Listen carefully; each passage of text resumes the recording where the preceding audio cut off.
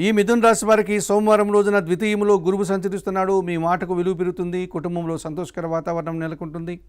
సమాజంలో మంచి పేరు ప్రఖ్యాతులు తెచ్చుకుంటారు. వృత్తి ఉద్యోగ వ్యాపారాల్లో మంచి అభివృద్ధిని, ఆదాయాన్ని, అభినందనల్ని అందుకుంటారు.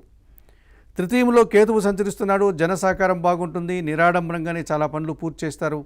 భగవంతుని ఆశస్సులు కూడా అందుకుంటారు. షష్టంలో రవి సంచారం వల్ల గట్టి పోటీని ఎదుర్కొని విజయం సాధిస్తారు. అధికారుల అండదండలతో సానుకూల వాతావరణం ఏర్పడుతుంది. నూతన ఉద్యోగాలు కానీ, ఉన్న ఉద్యోగంలో పదోన్నతులు కానీ, తండ్రి నుంచి సహాయం కానీ, ప్రభుత్వం నుంచి సహాయం కానీ అందుకుంటారు. దశమంలో చంద్ర సంచారం వల్ల కుటుంబపరమైనటువంటి సంతోషాన్ని, వృత్తి ఉద్యోగ వ్యాపారంలో సజావుగా ముందుకు సాగే విధానాన్ని ఈరోజు మీరు చవి చూస్తారు. భాగ్యంలో రాహు సంచరిస్తున్నాడు. విదేశీ వ్యవహారాలు ప్రతికూలంగా ఉంటాయి. దుబారా ఖర్చులు, దుబారా ఆలోచనలు, తండ్రి ఆరోగ్య విషయంలో కూడా జాగ్రత్తలు తీసుకోవాల్సిన అవసరం కనిపిస్తుంది. చందనపు రంగు వస్త్రధారం చేయండి. కనకదుర్గాదేవిని దర్శించండి. శ్రీదేవి ఖడ్గమాల స్తోత్రం చదువుకోండి.